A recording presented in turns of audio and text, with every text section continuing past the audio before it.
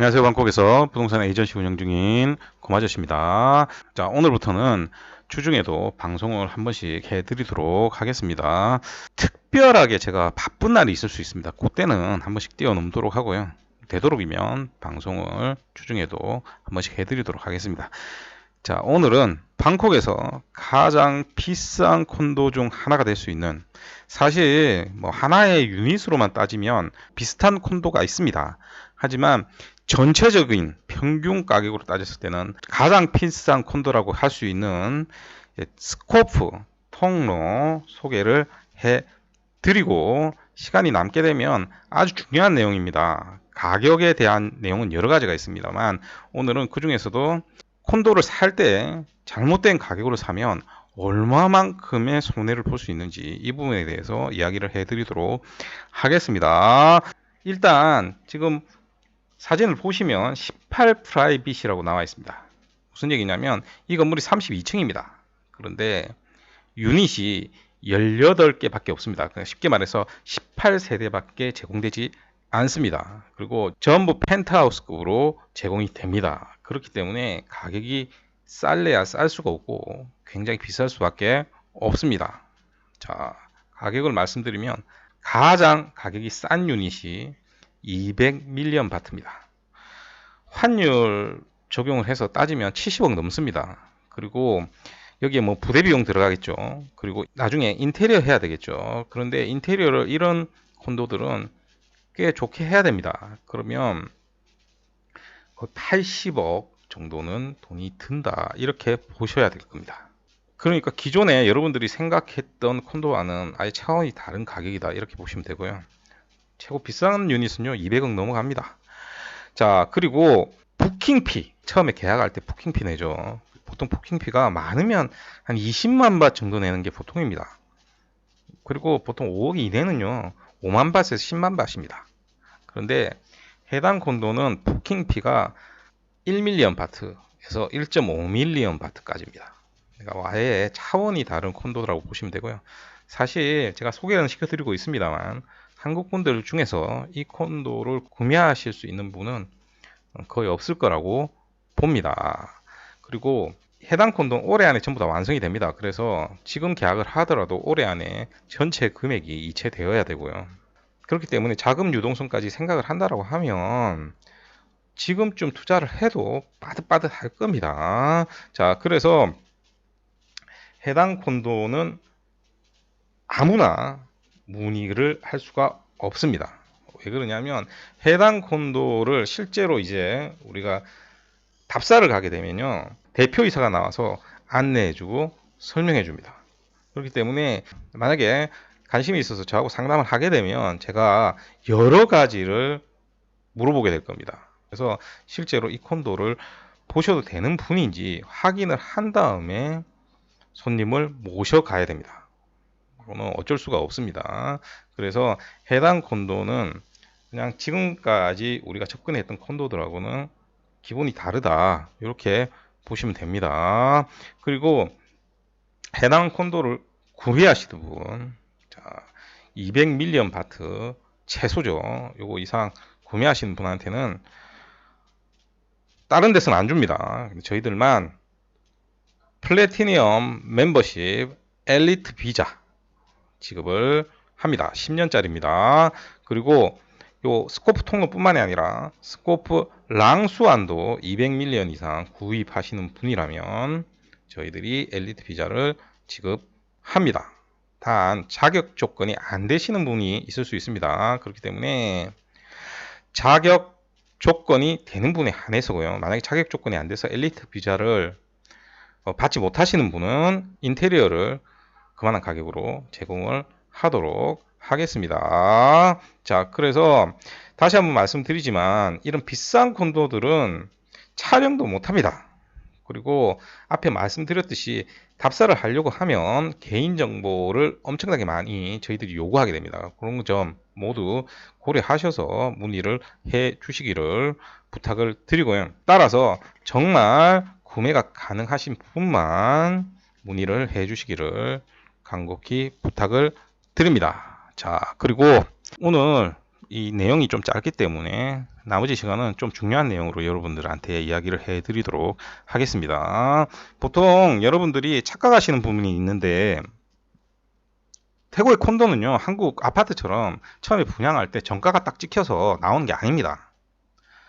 가격도 계속 변합니다. 보통 6개월에 한 번씩 변하고요. 그 다음에 1년에 한 번씩 변하는 경우도 있습니다.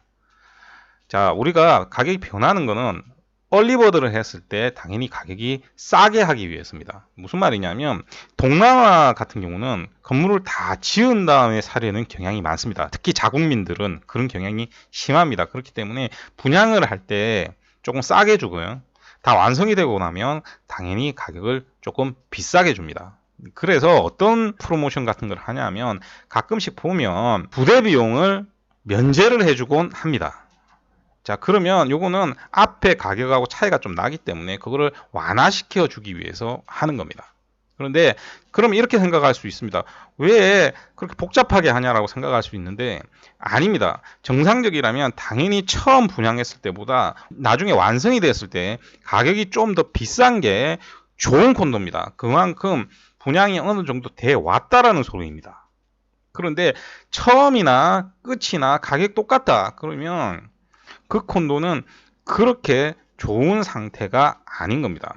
물론 이것은 유닛마다 다를 수 있습니다. 어떤 지역에서는 투베드룸 이상이 많이 나가는 지역이라고 하면 원베드룸이 잘 안 나가니까 원베드룸 가격은 그대로일 수도 있고요. 근데 투베드룸 가격은 보면 조금 많이 상승해 있을 수가 있습니다. 유닛마다도 다를 수 있습니다. 그렇기 때문에 이렇게 복잡한 구조화가 되어 있기 때문에 여러분들이 함부로 콘도에 접근을 하시면 안 됩니다. 그러니까 눈으로 보고 로케이션만 보고 여기에 뭐가 있고 뭐가 있어서 좋아 보이네 하고 접근을 하시면 큰일 납니다. 제가 계속 강조를 드립니다만 여기에 더해서 가격적인 부분은 훨씬 더 고려해야 되는 상황이 많습니다. 이것만 고려해야 되는 게 아니라 더 많은 부분을 고려해야 될 상황이 많습니다. 제 유튜브를 오래 보신 분들은 아실 겁니다. 자, 그런데 왜 사람들이 실수를 하냐? 겉모양만 보고 로케이션만 보고 하기 때문에 실수를 하는 겁니다. 그러면 내가 예를 들어서 모든 걸 잘 파악을 해서 콘도를 지정을 했다 하더라도 맨 처음에 말씀드린 가격이 변하는 부분이 있기 때문에 어떤 시기에 어떻게 사냐에 따라서 또 달라집니다. 그리고 태국은 101호부터 예를 들어서 2005까지 있다라고 하면 101호 가격하고 2005 가격이 다 다릅니다. 그러니까 유닛마다도 가격이 다 다르기 때문에 이 부분도 고려를 해서 여러분들이 투자를 하지 않으면 정말 처음에 콘도를 사자마자 손해를 보는 경우가 생깁니다. 지금부터 제가 계산기를 가지고 여러분들한테 이야기를 해드리면, 자, 봅시다. 우리가 스퀘어미터당 단가가 35만 밭이라고 우리가 예상을 해봅시다. 그러면 35만 밭, 그리고 면적은 100스퀘어미터라고 합시다. 100스퀘어. 그러면 우리가 35밀리언 바트가 나옵니다. 그렇죠? 자, 그런데 여러분들한테 제공을 할 때 37만 밭에 샀다라고 합시다. 그러면 얼마 차이가 납니까? 2밀리언 차이가 비싸게 콘도를 사게 되는 겁니다. 그러면 잘못 내가 사서 예를 들어서 35만 밭 평균인데 한 37만 밭, 38만 밭 하면 눈에 띄지를 않습니다. 이거 의외로. 눈에 띄지를 않는다니까요. 이렇게 원 스퀘어미터 가격으로 생각을 했을 때는. 그리고 여러분들이 이 중심 가격이 얼마인지 모른다는 게 더 큰 함정입니다. 그러니까 이게 38만 밭이 맞는 건지 35만 밭이 맞는 건지 36만 밭이 맞는 건지 아니면 더 비싸서 40만 밭인데 내가 38만 밭에 사고 있는 건지 알 수가 없는 겁니다. 여러분들이. 그래서 제가 계속 여러분들이 함부로 워크인 같은 거 하면 안 된다라고 계속 강조 드리는 겁니다.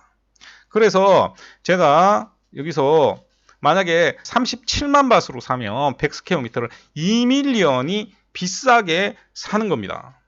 그러면 이 2밀리언 비싸게 산 데다가 인테리어까지 내가 많이 비싸게 비용을 들여서 하게 됐다라고 하면 얼마만큼의 손해가 나는지 여러분들이 생각을 해야 됩니다.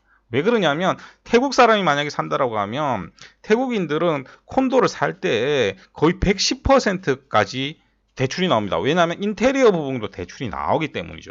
자, 그러면 무슨 문제가 생기는지 여러분들 쉽게 판단할 수 있을 겁니다. 자, 그러면 우리 싼 걸로 가봅시다. 자, 그러면 우리가 6밀리언 바트짜리로 한번 가봅시다. 6밀리언 바트, 그 다음에 35 스퀘어로 합시다. 그러면 벌써부터 이렇게 복잡해집니다. 그죠? 자, 여기서 복잡해지는데 여기서 175로 바꾸면 큰 표가 날 것 같습니까? 큰 표가 안 날 것 같습니까, 여러분? 큰 표가 안 납니다. 당장 12만 5천 바 차이가 나버리는 거죠. 그러니까 처음 들어갈 때부터 12만 5천 밭의 손해를 보고 들어가는 겁니다. 그런데 이 정도 차이만 날까요? 아니죠. 자, 금방은 굉장히 작은 부분 1000밭 단위로 제가 말씀을 드렸습니다만 만약 이게 10,000밭이 넘어가게 되면 35만 밭 차이가 납니다. 10,000밭만 하더라도. 그러니까 여기에서부터 1,000만 원 넘게 차이가 나버리면 이 가격이 싸기 때문에 그만큼 차이가 많이 나는 겁니다. 그런데 당장 1,000만 원밖에 차이 안 나면 별로 안 나는 것처럼 느껴지는 겁니다. 여기에 앞에 얘기했듯이 인테리어 할 줄 몰라서 인테리어 비용 많이 들어가고요. 두 번째, 이거 살 때 잘못 사서 외부 회사가 외국인 쿼터를 파는 콘도를 샀다. 그러면 외국인 쿼터와 태국인 쿼터가 한 15%까지 차이가 났다라고 우리가 칩시다. 거기다가 유닛 잘못 사죠. 유닛 위치 잘못 사죠. 그러면 손해가 얼만큼 될 것 같습니까? 사는 순간 손해가 엄청나게 되는 겁니다. 그래서 태국 콘도를 살 때는 가장 중요한 게 첫 번째도 가격이고 두 번째도 가격이고 세 번째도 가격입니다.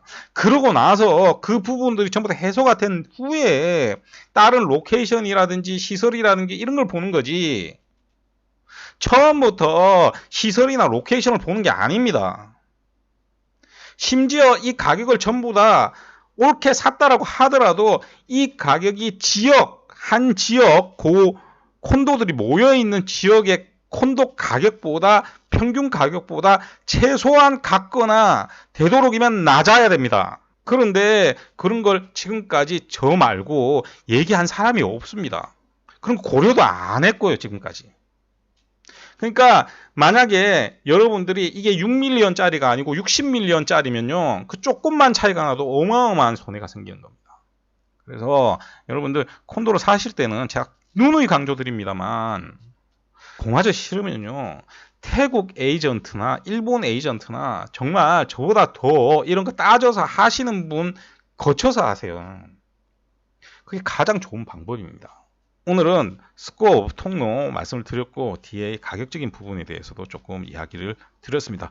자, 그래서 오늘은 뭐 요 정도로 내용을 하고 마치도록 하겠습니다. 오늘도 들어주셔서 대단히 감사드리고요. 이상 저는 방콕에서 고마저씨였습니다.